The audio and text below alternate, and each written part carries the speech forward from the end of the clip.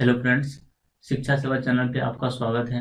आज हम work, energy and power को एक कंसेप्ट के साथ डिटेल में डिस्कस करेंगे, जिससे हर एग्जाम में 2 से 3 क्वेश्चन आते हैं। चलिए देखते हैं। वर्क, एनर्जी एंड पावर का यह पार्ट 1 है। नेक्स्ट वीडियो में एनर्जी एंड पावर को देखेंगे। तो चलिए आज हम देखेंगे वर्क से संबंधित जितने भी कंसेप्ट हैं। सबसे पहले देखेंगे कि वर्क क्या है। देखिए, जैसे हम लोग आमतौर पे जानते हैं, कोई भी काम, खेलना कूदना से लेकर कोई भी काम या पढ़ना, ये आमतौर पर काम होती है। लेकिन फिजिक्स के भाषा में वर्क को कुछ और तरीके से परिभाषित किया गया है। तो चलिए हम देखते हैं। फिजिक्स के भाषा में बल और विस्थापन यानी डिस्प्लेसमेंट के गुणनफल को हम कार्य कहते हैं। अर्थात यानी डेट इज वर्क बराबर बल गुणे विस्थापन cos थीटा, जहाँ W हो जाएगा वर्क, S बराबर डिस्प्लेसमेंट, थीटा बराबर होता है बल और विस्थापन के बीच का कोण। इससे पहले हम एक फिगर देखते हैं। देखिए फिगर क्या है।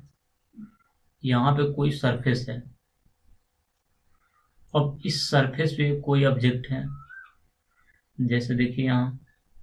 अब इस ऑब्जेक्ट को अगर आप फोर्स लगाते हैं तो यह वस्तु कुछ न कुछ दूरी तक विस्थापित होगी।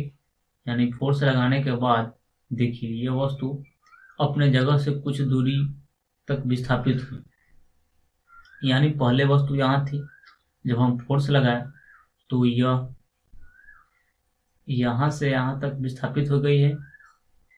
यानी फोर्स की दिशा ये हुई और इसका जो डिस्प्लेसमेंट है ये हुआ। और देख रहे हैं कि फोर्स और डिस्प्लेसमेंट के बीच में कुछ न कुछ कोण बन रहा है। यानी ये 90 डिग्री से कोण कम बनता है, यानी न्यून कोण होता है। तो इसको हम मान लेते हैं थीटा है। तो यही यहाँ हो जाएगा थीटा, बल और विस्थापन के बीच का कोण। तो चलिए देखते हैं एसआई यूनिट्स। जैसे हम लोग जानते हैं या आप भी देख चुके हैं, ये वर्क बराबर है एफ एस। तो यहाँ देखिए एफ यहाँ फोर्स है, फोर्स का जो यूनिट हम लोग जानते हैं न्यूटन होता है। और एस यहाँ पे विस्थापन है, विस्थापन का यूनिट मीटर होता है, न्यूटन मीटर, जिसको जूल। फ्रेंड्स, इसको जूल इसलिए कहा जाता है क्योंकि ब्रिटेन का एक वैज्ञानिक जिसका नाम है जेम्स प्रेस्कॉट जूल, इसी ने कार्य के बारे में विशेष बताया, इसलिए उसके समान में न्यूटन मीटर या जूल कहा जाता है। तो अगर आपसे क्वेश्चन आए कि कार्य का मात्रक क्या होगा, तो न्यूटन मीटर या इसको हम जूल भी कहेंगे। अब हम देखेंगे इसका सीजीएस यूनिट। यहाँ पे देखिए WFS। अब हम लोग जानते हैं कि जो फोर्स होता है, फोर्स का सीजीएस यूनिट डाइन होता है। और यहाँ पे विस्थापन है, इसका सीजीएस ऐसा यूनिट मीटर था, सीजीएस यूनिट सेंटीमीटर होता है, यानी डाइन सेंटीमीटर, जिसको हम लोग अर्ग बोलते हैं। अब हम देखेंगे एसआई यूनिट्स और सीजीएस यूनिट्स में क्या रिलेशन है। 1 जूल बराबर 10 के पावर 7 अर्ग। ये तो डायरेक्ट एग्जाम में, बहुत सारे एग्जाम में आ चुके हैं कि 1 जूल में कितना अर्ग होता है, तो 10 के पावर 7 अर्ग। या अगर आपको 1 जूल में अगर 10 के पावर 7 अर्ग पता है तो 20 जूल में भी बता सकते हैं कितना अर्ग होगा। यानी अगर अर्ग में पूछेगा तो आप जूल में बता सकते हैं, अगर आपसे क्वेश्चन जूल में आए तो आप अर्ग में बता सकते हैं। तो चलिए हम देखते हैं कि 1 जूल बराबर 10 के पावर 7 अर्ग कैसे आता है। जैसे हम लोग ऊपर देख चुके हैं कि वर्क इक्वल एफ एस। अब हम जानते हैं एफ का जो यानी फोर्स का जो मात्रक है वो न्यूटन है, और जो विस्थापन का ऐसा ही मात्रक है वो मीटर है। हम जानते हैं कि जो वर्क का ऐसा यूनिट्स होता है उसको हम जूल लेते हैं। यहाँ पे न्यूटन है, यहाँ पे मीटर है। तो आप जानते होइएगा 1 न्यूटन बराबर होता है 10 के पावर 5 डाइन, और 1 मीटर में होता है 100 सेंटीमीटर। तो यहाँ पे न्यूटन हम इसको सीजीएस में लेते हैं, तो 1 न्यूटन में कितना हो जाएगा 10 के पावर 5 डाइन, और मीटर को हम सेंटीमीटर में ले जाएंगे तो हो जाएगा 100 सेंटीमीटर यानी 10 के पावर 2 सेंटीमीटर। अब यहाँ पे कैलकुलेशन कीजिएगा, 10 के पावर 7 डाइन सेंटीमीटर। अब हम सीजीएस यूनिट जैसे देखिए यहाँ पे डाइन सेंटीमीटर, जिसको हम क्या कर रहे हैं, अर्ग, तो हो जाएगा 1 जूल बराबर 10 के पावर 7 डाइन सेंटीमीटर की जगह पे आ जाएगा अर्ग। तो यहाँ से आप आसानी से देख सकते हैं कि 1 जूल में कितना होता है, 10 के पावर 7 अर्ग होता है। तो ये तो आपको समझने के लिए है, सिर्फ आप याद रखिएगा कि 1 जूल बराबर 10 के पावर 7 अर्ग होता है। तो चलिए हम लोग देखते हैं अब डायमेंशन यानी बीमा। कार्य का बीमा होता है ml² T-2। अब कैसे होता है देखिए यहाँ पे, जैसे देखिए वर्क का जो फॉर्मूला है Fs। अब देखिए बल का बीमा होता है ml/T-2 और s यहाँ पे विस्थापन है, विस्थापन का बीमा L होता है। हो जाएगा m, यहाँ भी L है यहाँ भी L, हो जाएगा L² T-2। इसके बाद हम देखेंगे कि वर्क का नेचर क्या होता है। यानी देखिए वर्क एक अदिश राशि यानी स्केलर क्वांटिटी होती है। ये था वर्क से संबंधित कुछ इंपॉर्टेंट पॉइंट जहां से क्वेश्चन आते हैं। इसके बाद हम देखेंगे अब वर्क के प्रकार, यानी वर्क कितने प्रकार के होते हैं। वर्क 3 प्रकार का होता है, पॉजिटिव, नेगेटिव एवं शून्य। पहला देखते हैं धनात्मक कार्य यानी पॉजिटिव वर्क। पॉजिटिव वर्क कब होगा, इसके लिए क्या कंडीशन है। कंडीशन है वस्तु का विस्थापन और बल की दिशा दोनों एक ही दिशा में हो, तब हम कार्य को पॉजिटिव कहेंगे। जैसे देखिए इसको हम एक फिगर के माध्यम से समझते हैं। जैसे यहाँ पे कुछ सरफेस है और इस सरफेस पे कोई वस्तु है। अगर इस वस्तु को हम फोर्स लगाएंगे तो कुछ दूरी तक विस्थापित हो जाएगी। यानी पहले वस्तु यहाँ थी और फोर्स लगाने के बाद यह वस्तु यहाँ से यहाँ तक विस्थापित हो गई है। यानी फोर्स की डायरेक्शन भी समान है और वस्तु का विस्थापन भी समान है। तो कुछ इस तरह से फिगर होगा, यानी ये फोर्स हो गया और यह इसका डिस्प्लेसमेंट यानी विस्थापन है। तो आप इस फिगर में देख रहे होंगे कि फोर्स और डिस्प्लेसमेंट दोनों का डायरेक्शन एक समान है। तो दोनों के बीच में जो एंगल होगा यहाँ पे हम 0 डिग्री ले सकते हैं। थीटा बराबर हो जाएगा 0 डिग्री। तो हम लोग जानते हैं वर्क बराबर हो जाएगा Fs cos थीटा। अब देखिए Fs cos थीटा का मान 0 डिग्री रखिएगा, तो हो जाएगा Fs cos 0 डिग्री, इसका वैल्यू होता है 1।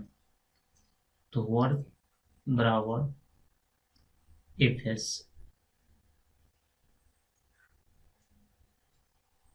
ये होता है पॉजिटिव वर्क के लिए। तो आपको कंडीशन याद रखना चाहिए कि पॉजिटिव वर्क होने के लिए वस्तु का फोर्स और विस्थापन दोनों एक ही दिशा में होगा और थीटा बराबर न्यूनतम यानी 90 डिग्री से कम होगा, तब हम उसको पॉजिटिव वर्क कहेंगे। अब हम देखेंगे कि पॉजिटिव वर्क का कौन कौन से एग्जाम्पल होगा। एग्जाम्पल क्या है, गुरुत्वाकर्षण बल द्वारा किया गया कार्य। चलिए अब हम लोग देखेंगे नेगेटिव वर्क। नेगेटिव वर्क क्या है, इसके लिए क्या कंडीशन है। तो देखिए जब वस्तु का विस्थापन बल के दिशा के विपरीत हो तो अब नेगेटिव वर्क होगा। कैसे नेगेटिव वर्क होगा, देखिए जैसे यहाँ कोई सरफेस है और यहाँ पे कोई वस्तु है। अगर हम विपरीत दिशा में फोर्स लगाते हैं तो यह वस्तु इस तरह विस्थापित होती है, यानी ये इसका डिस्प्लेसमेंट है। तो देखिए यहाँ पे जो डिस्प्लेसमेंट है और फोर्स है दोनों के बीच का जो एंगल होगा वो 180 डिग्री, यानी फोर्स और डिस्प्लेसमेंट एक दूसरे के विपरीत है। यहाँ पे थीटा बराबर 180 डिग्री, तो हम जानते हैं W बराबर होता है एफ एस कॉस थीटा, तो हो जाएगा एफ एस कॉस थीटा का मान 180 डिग्री। अब देखिए एफ एस कॉस 180 डिग्री जिसका मान होता है -1, तो वर्क बराबर हो जाएगा -एफ एस। तो आप यहाँ पे देख रहे हैं कि इस कंडीशन में वर्क नेगेटिव हो जा रहा है। तो वर्क नेगेटिव होने के लिए जो एंगल होना चाहिए बल और विस्थापन के बीच में वो 180 डिग्री होना चाहिए और बल विस्थापन एक दूसरे के विपरीत हो। तो चलिए अब हम देखेंगे नेगेटिव वर्क का कौन कौन से एग्जाम्पल हो सकते हैं। तो एग्जाम्पल देखिए, घर्षण बल, पूरा फैन से ला देगा एग्जाम्पल से घेरे वाले तो ना बढ़िया लागे थे। रहे तो ना घेरा करे तो एग्जांपल पे कर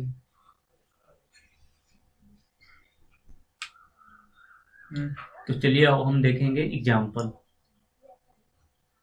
एग्जाम्पल क्या है, घर्षण बल द्वारा किया गया कार्य, यानी घर्षण बल द्वारा किया गया कार्य वो नेगेटिव वर्क का उदाहरण होता है। अब हम देखेंगे शून्य वर्क कब होगा, इसके कंडीशन देखेंगे, यानी जीरो वर्क। ये बहुत ही इंपॉर्टेंट है, यहाँ से बहुत ही क्वेश्चन एग्जाम में आते हैं, इसका डायरेक्ट उदाहरण पूछ लिए जाते हैं। तो चलिए हम देखते हैं शून्य वर्क होने के लिए क्या कंडीशन है।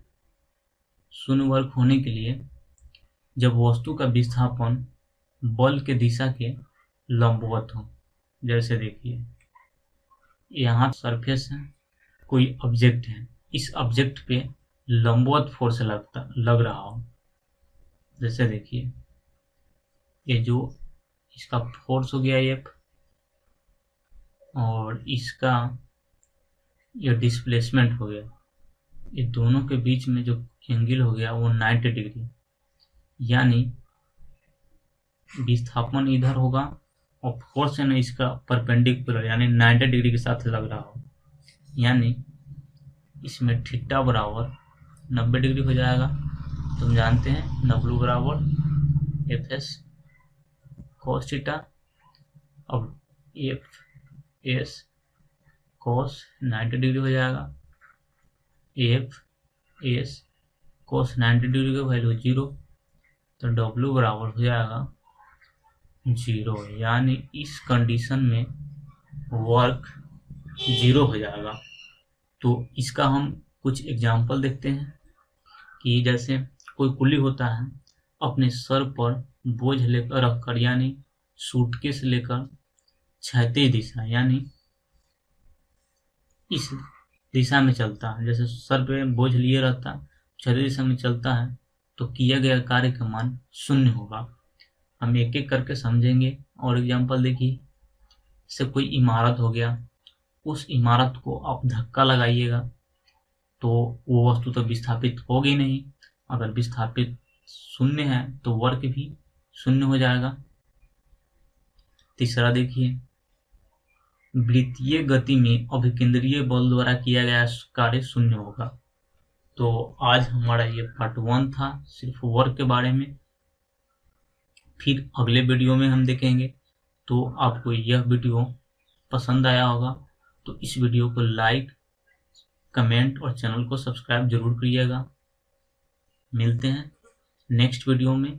इस वीडियो को देखने के लिए आपका बहुत बहुत धन्यवाद।